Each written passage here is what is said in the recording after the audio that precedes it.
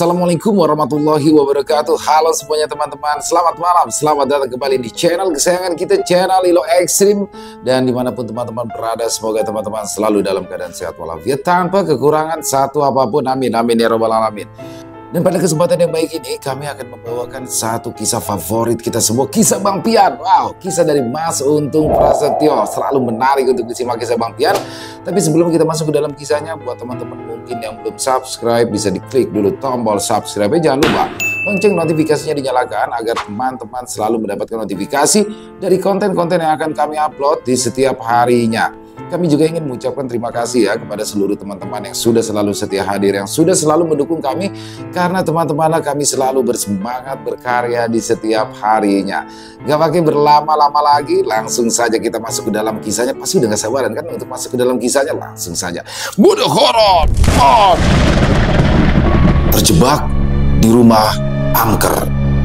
Kisah Bang Pian. Bang Pendi yang kini telah kembali sehat mulai menjalani rutinitasnya dengan semangat yang baru. Di pangkalan ojek tempat ia biasa mangkal, kehadirannya pun disambut hangat oleh rekan-rekannya yang senang melihatnya kembali aktif. Selain menjadi tukang ojek andalan di daerah tersebut, Bang Pendi memang terkenal sebagai orang yang serba bisa, sebutan juragan Palu Gada, yang merupakan singkatan dari apa yang lu minta gua ada, adalah bukti kepiawaiannya dalam membantu orang-orang sekitar untuk mencari atau menjual berbagai barang. Tak hanya soal ojek, Bang Pendi juga kerap membantu warga mengurus kebutuhan sehari-hari, mulai dari mencarikan sepeda motor bekas, membantu menjual barang-barang bekas berkualitas, hingga menyediakan barang-barang kecil yang sulit ditemukan. Semuanya dapat dia kerjakan dengan mudah. Keahlian dan juga koneksi yang luas yang dimilikinya membuatnya menjadi sosok yang dipercaya oleh banyak orang di lingkungan tempat tinggalnya. Keseharian yang penuh dengan dinamika itu seolah menjadi terapi tersendiri bagi Bang Pendi. Dia merasa bahwa bekerja dan berinteraksi dengan banyak orang adalah cara terbaik untuk melupakan masa-masa sulit yang baru saja dilaluinya. Meskipun terkadang ia masih merasa sedikit terganggu dengan bayang-bayang kejadian di workshop milik Pak Karjo, Bang Pendi mencoba untuk tidak larut dalam ketakutan. Ia berusaha fokus pada pekerjaan dan menyibukkan dirinya dengan berbagai macam kegiatan positif. Bang Pendi juga semakin dekat dengan keluarga dan teman-temannya. Ia sering berbagi cerita dan pengalaman, termasuk tentang perjuangannya melawan gangguan gaib yang pernah ia alami. Kisah itu bahkan menjadi pelajaran berharga bagi orang-orang di sekitarnya.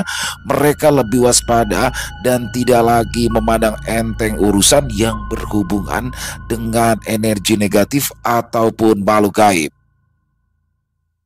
Selain itu, Bang Pian dan Ardi tetap menjaga hubungan baik dengan Bang Pendi. Sesekali mereka mampir ke pangkalannya atau mengajaknya ngobrol santai di warung kopi. Mereka ingin memastikan bahwa Bang Pendi benar-benar pulih, baik secara fisik maupun batin.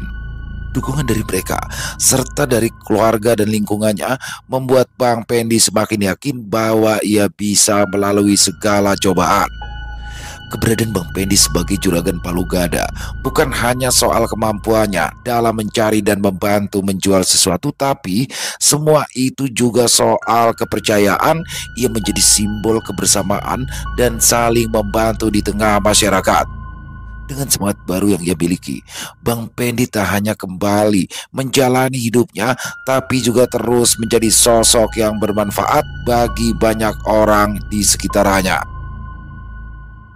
Suatu sore, di sebuah warung kopi, tempat biasa Bang Pendi dan teman-temannya berkumpul melepas lelah dan berbincang-bincang, seorang lelaki muda yang seusia dengan Bang Pendi datang mencari Bang Pendi untuk meminta tolong. Singkatnya, lelaki muda yang bernama Mas Toro itu menceritakan maksud dan tujuannya kepada Bang Pendi. Dia pun mulai bercerita tentang sebuah rumah yang berada di perumahan yang dijual sangat-sangat murah. Mas Toro yang baru saja menikah merasa tertarik dengan rumah tersebut, namun Banyak orang yang mengatakan jika rumah itu memiliki penghuni gaib yang menjadikannya sebagai rumah angker. Dan Mas Toro berniat meminta tolong kepada Bang Pendi untuk melihat langsung rumah tersebut dan membersihkannya. Bang Pendi yang sedang menyeruput kopi hitam hangatnya di warung itu mendengarkan cerita Mas Toro dengan seksama. Sore itu, suasana di warung cukup ramai dengan obrolan dan tawa dari para pengunjung lainnya. Namun, pembicaraan antara Bang Pendi dan Mas Toro tampaknya menarik perhatian beberapa teman di sekitar mereka. Mas Toro melanjutkan ceritanya, mengungkapkan bahwa rumah tersebut telah kosong selama hampir 10 tahun. Beberapa orang yang ingin membeli rumah itu mengaku sering diganggu oleh suara-suara aneh dan bayangan yang melintas tanpa wujud yang jelas, bahkan benda-benda yang bergerak sendiri ketika mereka sedang melihat-lihat keadaan rumah tersebut. Karena itu, banyak calon pembeli mundur setelah mengetahui reputasi rumah tersebut meskipun harganya sangat miring. Jadi maksudnya bagaimana nih Mas? Saya harus ngapain nih? Biar jelas job desk-nya, tanya Bang Pendi kepada Mas Toro. Ya maksud saya sih, abang tolong liatin aja rumah itu. Bener nggak kalau rumah itu memang rumah angker Bang? Jadi intinya, saya itu mau tahu lebih lanjut soal rumah itu sebelum nanti saya membelinya. Balas Mas Toro menjelaskan maksudnya. Sikat deh Pen, timbang nengokin rumah doang dapat duit. Emang kalau rezeki kagak kemana Pen? Saut Bang Aris yang ikut mendengar cerita dari Mas Toro. Siapa dulu juragan Palu Gada. Udah jalan dah, kita menunggu uang dengernya aja Pen. Imbu Bang Boim lagi. Bang Pendi menghela nafas panjang, lalu meletakkan cangkir kopinya. Dia tahu betul bahwa urusan seperti ini tidak bisa dianggap remeh, apalagi jika benar ada penghuni gaib yang enggan untuk pergi. Meskipun dia sendiri bukan ahli dalam menangani hal-hal gaib, pengalamannya beberapa waktu yang lalu bersama Bang Pian dan Ardi telah memberikannya pemahaman lebih. Ya, dia bengong. Udah jalan, kasihan tuh orang nungguin, saut Bang Boim sambil tertawa bersama teman-temannya. Jangan nolak rezeki Pen, kapan lagi ada orang nongkrong disamperin duit, timpal Bang Aris. Aduh, gimana ya? Kalau urusan kayak begini mah sebenarnya gua kapok Bang. Nah, bukan ngapa-ngapa, urusan sama demit mah bisa ribet, balas Bang Pendi sambil kembali menyeruput kopi hitamnya. Ya elah, timbang nengokin rumah doang. Lah kalau emang tuh rumah ada penunggunya, pan lu tinggal bilang ke masnya ini. Apa lu jadi pusing? Sikat ujar Bang Aris meyakinkan. Iya Bang, kita tengokin aja rumahnya. Nah, kita masuk ke dalam sebentar. Nah kan abang bisa ngerasain tuh di rumah itu ada apanya. Itu rumah serem apa enggak?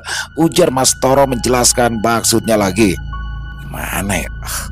Yaudah kalau begitu kita berangkat sekarang, mumpung masih sore. Balas Bang Pendi menyanggupi permintaan dari Mas Toro. Walau sebenarnya ragu, namun Bang Pendi akhirnya setuju untuk membantu Mas Toro. Dan sore itu juga keduanya pun langsung berangkat menuju ke sebuah komplek perumahan, tempat di mana rumah yang ingin dibeli oleh Mas Toro berada. Matahari mulai condong ke arah barat, memberikan warna jingga pada langit sore saat Bang Pendi dan Mas Toro menaiki motor untuk menuju komplek perumahan yang dimaksud. Sepanjang perjalanan, Bang Pendi terlihat sedikit cemas, meskipun ia berusaha menyembunyikannya dengan obrolan ringan tentang lalu lintas dan suasana kota. Di sisi lain, Mas Toro tampak lebih santai, mungkin karena ia percaya sepenuhnya pada kemampuan Bang Pendi. Setelah sekitar 30 menit lamanya berkendara, mereka pun tiba di sebuah gerbang komplek perumahan. Suasananya cukup tenang dengan deretan rumah yang sebagian besar tampak rapi dan berpenghuni. Namun ketika mereka berdua mulai mendekati lokasi rumah yang dimaksud, suasana seketika berubah. Rumah itu berdiri sedikit terpisah dari rumah-rumah yang lain dengan cat yang mulai memudar dan pekarangan yang dipenuhi ilalang tinggi. Pagar rumahnya berkarat dan pintu depan terlihat kusam seolah-olah tak pernah disentuh selama bertahun-tahun. Bang Pendi dan Mas Toro turun dari motor, memandangi rumah itu dengan seksama. Bang Pendi yang memiliki kepekaan lebih sejak mata batinnya terbuka, mulai merasakan hawa yang berbeda, tidak terlalu kuat tapi cukup mengganggu, seperti ada tekanan yang membuat dadanya terasa berat. Nah, Ini dia rumahnya bang, ujar Mas Toro pelan sambil menunjuk ke arah bangunan itu.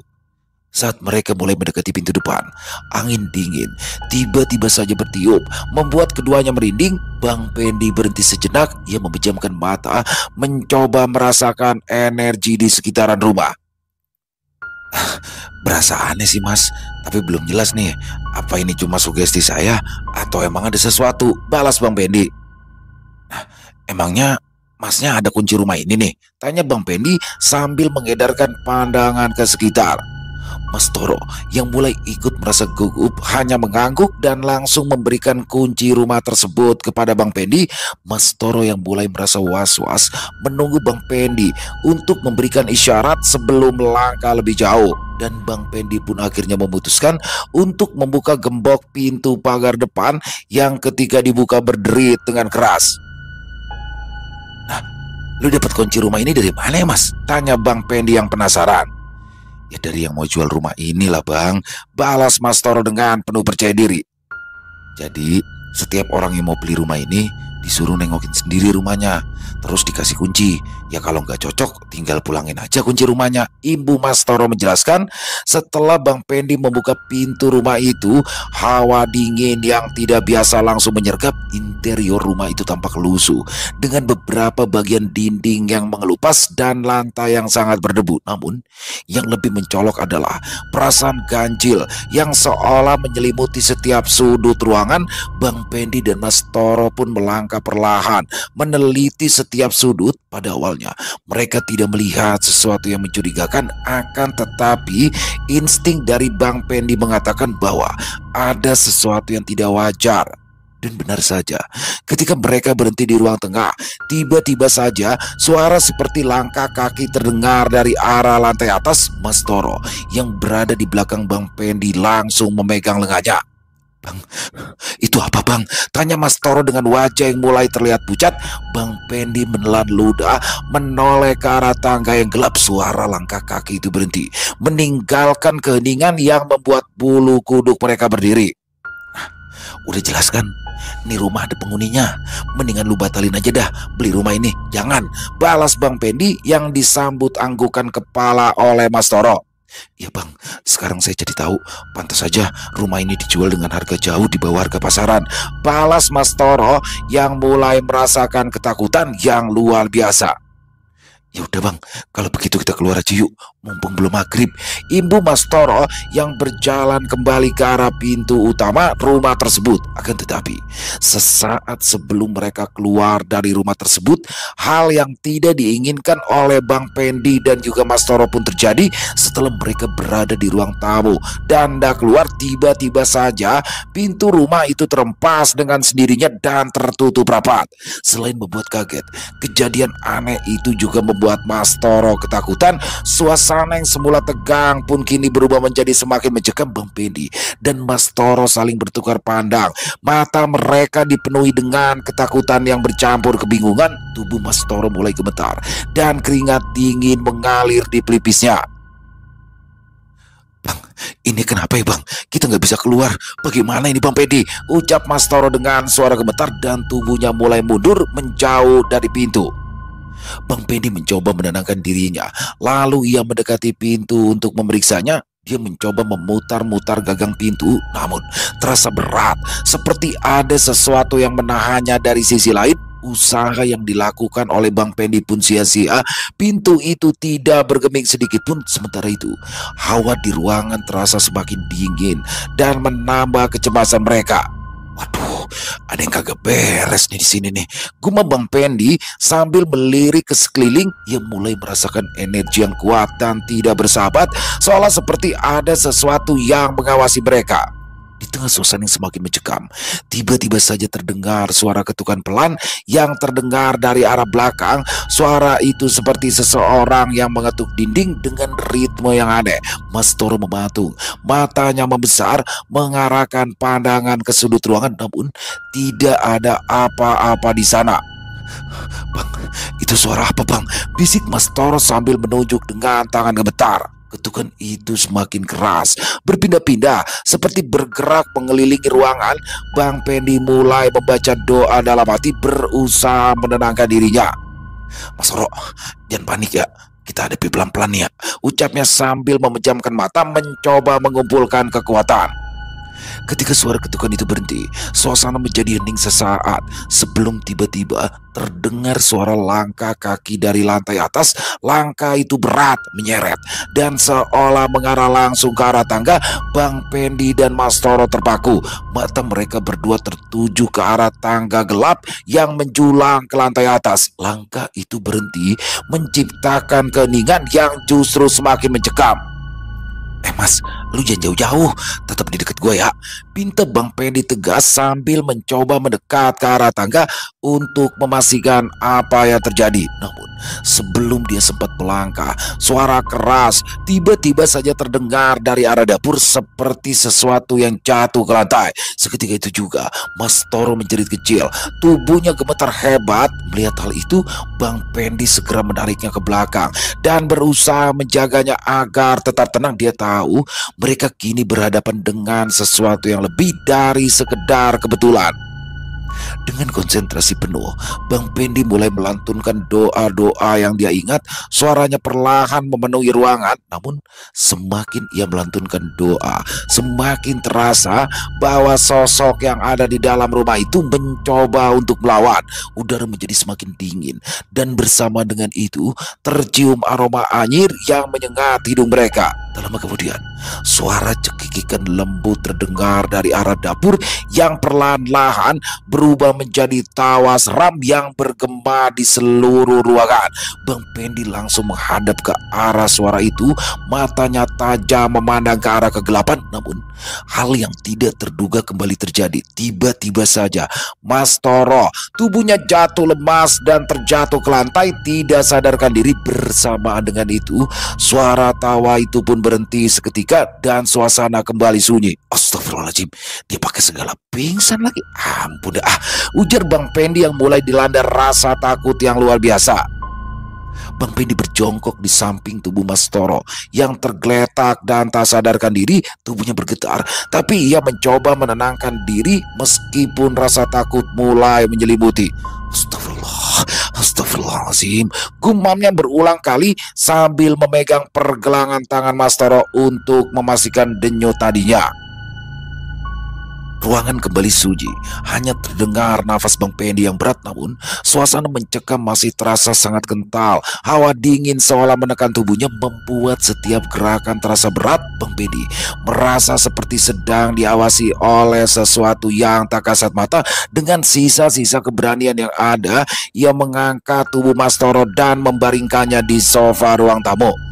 Mas Toro, woi, Mas Toro, bangun Mas. Jangan bercanda ngapa? Masa iya saya sendirian di mari? Ujar Bang Pendi meskipun dia tahu Mas Toro belum bisa mendengar suaranya. Di saat-saat genting dan mencekam itu, Bang Pendi berusaha untuk tetap tenang. Dia kemudian mengambil handphone yang ada di saku jaket kulit berwarna hitam yang setiap hari dikenakannya. Sambil terus berzikir, Bang Pendi mulai mencoba menghubungi Bang Pian. Tapi sayang, handphone miliknya tidak dapat digunakan karena di tempat itu tidak terdapat sinyal. Bang Pendi menatap layar ponselnya yang tak kunjung menunjukkan sinyal. Nafasnya semakin berat dan rasa cemas membanjiri pikirannya. Ya Allah, apalagi nih ya? Gumamnya lagi sambil terus berzikir pelan, mencoba menenangkan hatinya yang dilanda ketakutan. Dia menatap sekeliling ruangan yang terasa semakin mencekam. Dinding-dinding rumah tampak seolah merapat, menciptakan ilusi sempit yang membuat nafasnya tersengal. Bayangan gelap terus bergerak di pinggir penglihatannya, seolah menunggu momen tepat untuk menyerang. Mas Toro yang masih duduk lemas di sofa itu tiba-tiba bergerak aneh. Tangannya terangkat perlahan menunjuk ke arah dapur. Tanpa sepatah kata pun matanya tetap terpejam, tapi tubuhnya bergerak terasa penuh ancaman. Bang Pendi yang masih menggenggam handphone berdiri gemetar. Mas Toro, lu apa-apaan sih Mas? Jangan begini dong, gue merinding ini, takut. Sumpah dah Mas, ucap Bang Pendi dengan suara parau mencoba menepis rasa takutnya. Namun suara tawa berat itu kembali terdengar menggema dari dalam tubuh Mas Toro. Dan kali ini suara itu jelas-jelas bukan milik manusia. Bang Pendi menyadari bahwa dia tidak punya banyak pilihan. Dia mendekati Mas Toro dengan langkah ragu sambil terus membacakan surat-surat pendek yang dihafalnya. Namun tiba-tiba saja tubuh Mas Toro mengejang kuat, disertai dengan teriakan keras memekakan telinga. Bang Pendi mundur beberapa langkah, menutup telinganya dengan satu tangan sambil terus membaca doa. Dan tidak lama kemudian suara teriakan itu akhirnya berhenti, yang membuat tubuh Mas Toro ambruk ke lantai. Bang Pendi mengumpulkan keberaniannya, mencoba mendekati Mas Toro lagi. Namun sebelum ia sempat melangkah lebih dekat, pintu dapur tiba-tiba terbuka dengan sangat keras. Angin dingin menyeruak, membawa serta bau anjir yang menusuk hidung. Di tengah kegelapan dapur, sebuah bayangan besar muncul dengan mata yang merah menyala, menatap langsung ke arah Bang Pendi. Makhluk itu tampak seperti sosok perempuan dengan rambut panjang menjuntai, tetapi tubuhnya melayang dengan gerakan yang tidak alami. Bang Pendi membeku sejenak sebelum akhirnya menguatkan hati, walau dia tahu jika ada sosok makhluk yang perlahan mendekat ke arahnya. Namun Bang Pendi berusaha mengalihkan perhatiannya. Ia tetap fokus pada telepon genggamnya yang terus digunakannya untuk menghubungi Bang Pian. Bang Pendi terus mencoba menghubungi Bang Pian, meskipun layar di ponselnya tetap menunjukkan tanpa tanda sinyal. Dengan nafas memburu, tangannya gemetar saat memegang ponsel. Matanya terus melirik ke arah makhluk itu yang kini melayang semakin dekat dengan gerakan perlahan namun pasti. Suasana di dalam rumah itu terasa semakin mencekam. Udara dingin menggigit kulitnya, sementara suara aneh lainnya mulai terdengar yang saling bertumpuk dan membuat rasa takut Bang Pendi semakin membuncah. Langkah dari makhluk yang terus mendekat ke arahnya pun terdengar seperti kain panjang yang terseret di lantai. Bang Pendi mencoba tetap tenang meski keringat dingin mengalir di pelipisnya. Ketika makhluk itu sudah berada di beberapa langkah darinya, tiba-tiba saja lampu di ruang tamu berkedip-kedip dengan sendirinya, lalu kembali mati total, yang membuat ruangan menjadi gelap gulita dan hanya menyisakan cahaya redup dari layar ponsel Bang Pendi. Dalam kegelapan itu, suara makhluk itu berubah menjadi jeritan tajam yang hampir membuat Bang Pendi hampir kehilangan kesadarannya. Astagfirullahaladzim, astagfirullahaladzim, ya Allah, lindungi hamba ya Allah, bisik dalam hati sambil terus menekan tombol panggilan. Namun ponselnya itu tetap tidak menunjukkan tanda-tanda ada koneksi. Makhluk itu berhenti sejenak, lalu mengangkat tangannya yang panjang dan kurus ke arah Bang Pendi. Suara berat yang dingin terdengar. Meskipun mulut makhluk itu tidak bergerak, Bang Pendi merasa jantungnya berdetak semakin kencang. Namun dia tahu bahwa ketakutan hanya akan membuatnya semakin lemah. Dalam keputusasaannya, Bang Pendi kembali mencoba ponselnya dan kali ini dia menekan nomor telepon Ardi. Dan di saat itulah ponselnya akhirnya menunjukkan tanda-tanda adanya sinyal. Dengan cepat ia menghubungi Ardi sambil terus membaca doa untuk menahan makhluk tersebut. Ketika suara Ardi mulai terdengar di ujung telepon sana, Bang Pendi berkata dengan nafas terengah-engah, "Di, tolongin gue Di, gue di rumah kosong ini, situasinya gawat banget. Di, tolongin gue ngapa?" ucap Bang Pendi yang sudah berada di puncak ketakutan. Akan tetapi belum sempat Ardi menanyakan keberadaan Bang Pendi, tiba-tiba saja sambungan telepon pun kembali terputus. Dan di saat itulah Bang Pendi jatuh pingsan setelah ia menatap sosok wajah perempuan yang pucat pasi yang berada tepat di depannya dengan jarak hanya 1 jengkal dari wajah Bang Pendi. Beberapa saat kemudian, Bang Pendi pun kembali tersadar. Ia berada di rumah itu, namun dengan suasana yang berbeda. Bang Pendi terus memandangi sekelilingnya dengan penuh rasa kebingungan. Rumah yang sebelumnya penuh dengan aura menyeramkan kini berubah drastis menjadi tempat yang nyaman dan seperti hidup kembali. Aroma harum melati samar-samar tercium, menggantikan bau apek yang tadi memenuhi ruangan. Lantai kayu mengkilap seperti baru dipel, dan furnitur tertata rapi. Namun ada sesuatu yang ganjil karena segala hal di sekitarnya terasa tidak nyata. Di sana, Bang Pendi juga melihat 2 orang perempuan muda yang tampak sedang berbincang dan bercanda. Namun aneh, kedua perempuan muda itu tidak melihat keberadaan Bang Pendi yang terus memperhatikan mereka. Dua perempuan muda yang berada di ruang tamu tampak sibuk berbincang. Salah satu dari mereka mengenakan kebaya putih sederhana dengan rambut panjang yang dikepang ke belakang, sementara yang lain dengan gaun berwarna pastel terlihat memegang secangkir teh dan tertawa kecil. Mereka tidak mengindahkan keberadaan Bang Pendi, seolah-olah dia adalah bayangan yang tidak terlihat. Bang Pendi mengerutkan dahi mencoba memahami situasi ini. Apa ini mimpi ya? Pikirnya sambil mengusap wajahnya yang masih terasa lelah. Namun segala hal di sekitarnya terasa begitu nyata, dari aroma melati hingga suara percakapan perempuan itu. "Permisi mbak, ini rumah siapa ya?" tanya Bang Pendi dengan sopan kepada kedua perempuan muda tersebut. Namun suaranya seperti tertelan udara. Keduanya tampak tidak ada yang bereaksi dan terus saja berbicara satu sama lain dengan nada ceria yang membuat suasana semakin aneh. Dan di saat-saat yang membingungkan itu, tiba-tiba saja terdengar suara langkah kaki dari arah dapur. Setelah itu, seorang pria muda muncul dengan membawa dua buah gelas besar berisikan minuman dingin yang menyegarkan. Pria muda tersebut tampak memberikan kedua gelas berisi minuman dingin itu kepada kedua gadis tadi, dan setelah itu mereka kembali berbincang tanpa menghiraukan keberadaan dari Bang Pendi. Beberapa saat kemudian, hal yang tidak pernah disangka-sangka oleh Bang Pendi pun terjadi. Dia yang saat itu seperti sedang melihat adegan dalam film dibuat terkejut ketika salah satu wanita yang mengenakan kebaya putih itu dengan rambut dikepang mengalami kejang-kejang setelah meminum minuman yang diberikan oleh lelaki muda tadi. Bang Pendi yang berusaha ingin membantu perempuan yang tampak sedang kesakitan itu tidak berdaya ketika dia mencoba menggerakkan tubuhnya, namun seolah ada yang menahan gerakannya. Dan tidak lama setelahnya, perempuan yang mengalami kejang tadi pun terkulai lemas seperti kehilangan kesadarannya. Sementara itu, pria muda yang membawa minuman tadi berdiri dengan ekspresi datar. Wajahnya sama sekali tidak menunjukkan rasa bersalah atau kepanikan. Sebaliknya, dia malah tersenyum tipis dengan sorot mata yang dingin. "Semuanya sudah selesai," ucap lelaki muda itu pelan, namun terdengar jelas dalam keheningan ruangan. Bang Pendi mencoba berteriak, tetapi suaranya seperti terkunci di tenggorokan. Dia hanya bisa menyaksikan kejadian itu, merasa seperti terjebak dalam mimpi buruk tanpa ujung. Di sisi lain, perempuan muda yang lainnya tampak ikut tersenyum, walau ada rasa takut yang tergambarkan di wajahnya. "Lalu, akan kita apakan mayatnya, Mas?" tanya perempuan muda itu sambil menatap ke pria muda yang terlihat sangat tenang itu. "Bantu aku membawa mayatnya ke kamar. Aku sudah menyiapkan semuanya," balas pria muda itu dengan suara datar.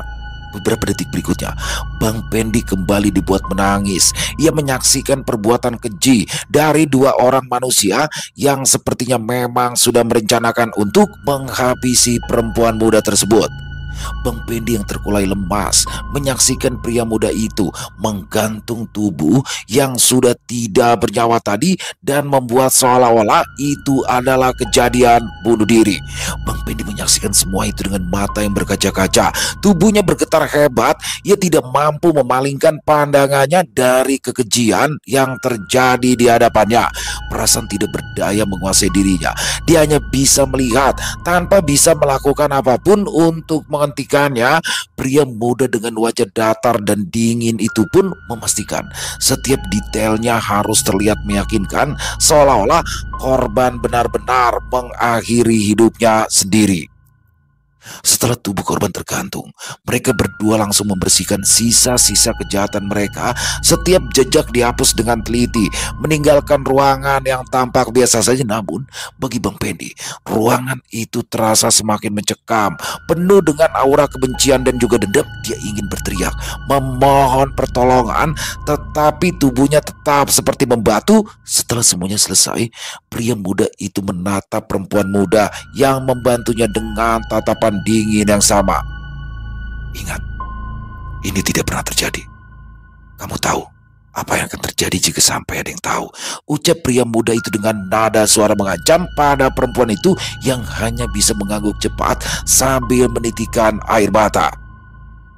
Beberapa saat kemudian, keduanya pun pergi meninggalkan ruangan. Bang Pendi yang masih dalam keadaan seperti terjebak perlahan mulai merasakan perubahan di sekitarnya. Cahaya yang tadi terasa hangat kini berubah menjadi suram. Ruangan yang sempat terlihat rapi kembali menjadi kotor dan menyeramkan. Bang Pendi menyadari bahwasanya ia telah menyaksikan sebuah kejadian dari masa lalu yang merupakan sebuah kenangan kelam yang terjebak di dalam rumah ini. Sambil berjuang untuk kembali menggerakkan tubuhnya, Bang Pendi mulai berzikir dalam hati, memohon perlindungan dan kekuatan. Setelah beberapa menit yang terasa sangat menyiksa, tubuhnya akhirnya mulai merespon. Bang Pendi pun kembali mendapati kesadarannya dan mendapati Bang Pian, Ardi, dan Bang Aris ada di halaman rumah kosong yang hanya diterangi oleh lampu dari handphone mereka. Bang Pendi menatap mereka dengan mata yang masih sedikit kabur, mencoba memahami apa yang sedang terjadi. Nafasnya terengah-engah dan tubuhnya terasa lemah sambil menahan sakit di bagian dada. Ia berusaha bangkit meski tubuhnya masih gemetar. "Alhamdulillah, lu sadar juga, Pen," ujar Bang Pian, wajahnya penuh kekhawatiran. "Lagian ngapain lu malam-malam main ke rumah angker kayak begini? Kurang kerjaan amat sih lu," tanya Bang Pian penasaran. "Toro, Mas Toro di mana, Yan? Tadi gua nganterin dia, Yan," balas Bang Pendi dengan wajahnya yang masih terlihat pucat. "Ada no sama Bang Haris, aman ya mah, udah sadar dari tadi," balas Bang Pian yang membuat Bang Pendi merasa lega. "Ada yang kagak bener di rumah ini, Yan. Gue lihat sesuatu yang kagak seharusnya gue lihat," ucap dengan nada suara serak. "Dah, ntar aja ceritanya. Sekarang kita pulang dulu aja ya. Yang penting lu udah selamat," balas Bang Pian mencoba menenangkan Bang Pendi. Sesampainya mereka semua di warung kopi, tempat Bang Pendi biasa berkumpul dengan Bang Aris dan juga teman-temannya, yang juga menjadi tempat bertemunya Bang Pendi dengan Mas Toro tadi, mereka pun mulai menceritakan apa yang mereka alami di rumah angker tadi.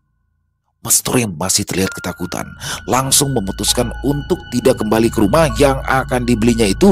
Dia pun mulai menceritakan kejadian mengerikan yang dialaminya bersama Bang Pendi sore tadi. Di warung kopi yang sudah mulai sepi itu karena malam yang semakin larut, Bang Pendi, Bang Pian, Ardi, dan Mas Toro duduk di sebuah meja panjang.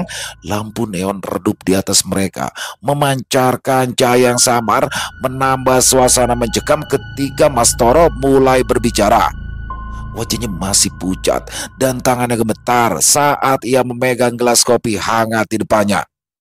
"Saya nggak nyangka, Bang. Rumah itu ternyata bener-bener gak beres, Bang," ujar Mas Toro dengan suara parau sambil menundukkan kepalanya. Semua yang mendengar, termasuk beberapa teman Bang Pendi yang kebetulan ada di sana, tampak terpaku pada ceritanya. Mas Toro menjelaskan bagaimana pintu di sana tiba-tiba saja tertutup. Suara tawa menyeramkan dari arah dapur dan akhirnya bagaimana ia pingsan setelah melihat penampakan sosok perempuan yang sangat mengerikan. "Saya nggak mau tahu lagi soal rumah itu, Bang. Saya nggak bakalan balik lagi ke sana. Beneran, saya nggak bakalan balik lagi pokoknya," ucap Mas Toro yang tampak sangat trauma dengan kejadian itu. "Lagian sih ada kelaguan. Lah orang rumah udah kelihatan serem kayak begitu malah pada didatengin. Itu sama aja cari perkara namanya," balas Bang Pian yang terlihat kesal. "Lu juga sih, Pen, main berangkat aja, kagak mikirin dulu apa resikonya. Pan udah gua kata, lu jangan macem-macem dulu, soalnya pan lu baru sembuh," imbu Bang Pian sambil menghela nafas. "Tadinya gue juga ragu, Yan, tapi nih anak-anak ini udah ngojok-ngojokin gue suwe banget ah," balas Bang Pedi sambil menatap ke arah Bang Aris dan juga Bang Boim. "Duh, gue malah disalahin. Ya lu nya aja on. Lagian ngapa sampai dalam-dalam banget lu pada masuk," timpal Bang Aris membela diri. "Jauh apanya, dalam apanya? Orang gue cuma di ruang tamu," balas Bang Pedi menjelaskan. Panjul, lu itu tadi kita temuin di kamar ujung deket ruang tengah yang mau ke dapur. Nah, lu ngapain di kamar entu? Hah? Nyari harta karun lu?" ujar Bang Pian yang sontak membuat Bang Pendi terkejut. "Ya, Pen, si Toro lagi rebahan di sofa ruang tamu. Nah, lu tadi lagi ngegeletak di ubin kamar. Mana pules banget lagi," timpal Bang Aris sambil tertawa. "Yang bener, Lah orang gua ada di ruang tamu sama si Toro. Nah pas dia pengsan, gua coba ngubungin lu Yan. Tapi aneh banget deh ya, di rumah itu kagak ada sinyal, ujar Bang Pendi menjelaskan. Nah pas dapet sinyal, gue baru bisa deh tuh ngubungin Ardi. Nah pas itu muka tuh demit perempuan nongol pas banget di depan muka gua. Ibu Bang Pendi sambil bergidik ngeri.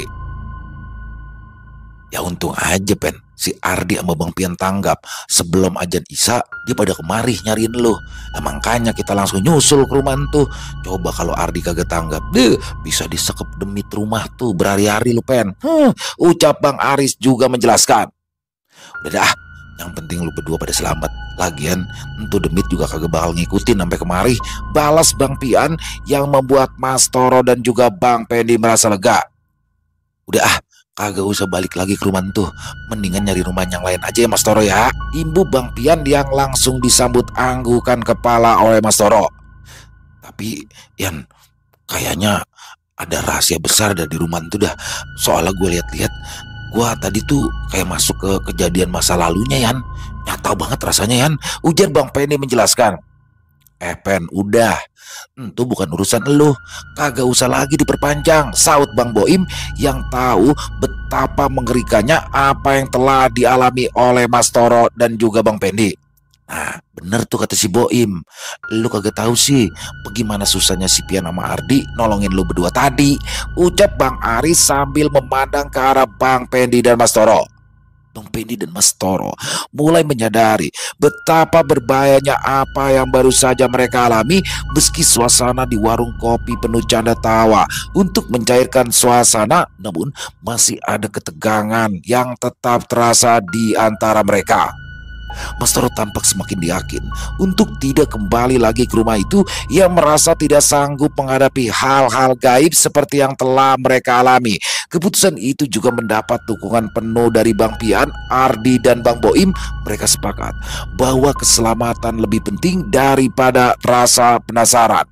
Namun Bang Pendi merasa jika ada sesuatu yang belum selesai, ia tidak bisa mengabaikan apa yang telah dilihatnya di rumah tersebut. Adegan masa lalu yang menunjukkan perbuatan keji serta rahasia besar yang tersembunyi di rumah itu seperti memanggilnya untuk diungkap. Meski dia tahu resikonya besar. Yan, kayaknya penghuni gaib rumah tuh sengaja nunjukin ke gua dah soal masa lalunya Yan, bisik Bang Pendi kepada Bang Pian. Udah ngapa, biarin aja, yang penting dia kagak lagi ngegangguin lu, balas Bang Pian dengan suara pelan.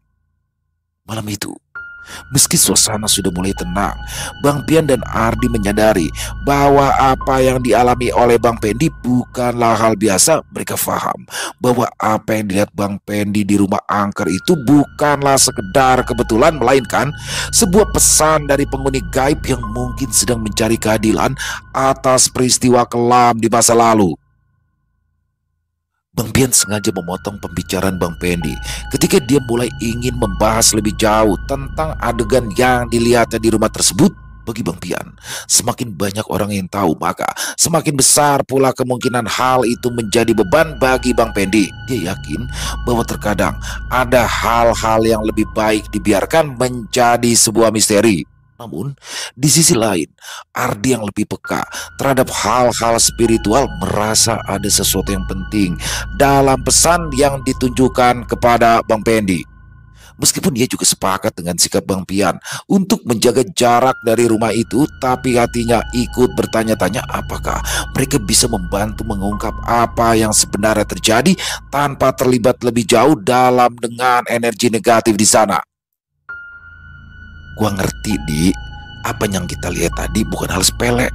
Tapi pan lu lihat diri bagaimana kondisi si Pendi. Dia tuh baru sembuh. Jangan sampai nih hal bikin dia drop lagi, ucap Bang Pian kepada Ardi.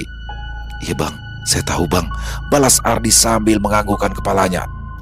Tapi ini soal keadilan Bang, Ibu Ardi sambil menghela napas panjang. Kita lihat nanti deh ya. Tapi yang jelas jangan sampai si Pendi tahu. Wah gak mau dia kesana lagi, apapun alasannya. Nanti kita lagi dimarahin sama babanya, balas Bang Pian dengan tegas.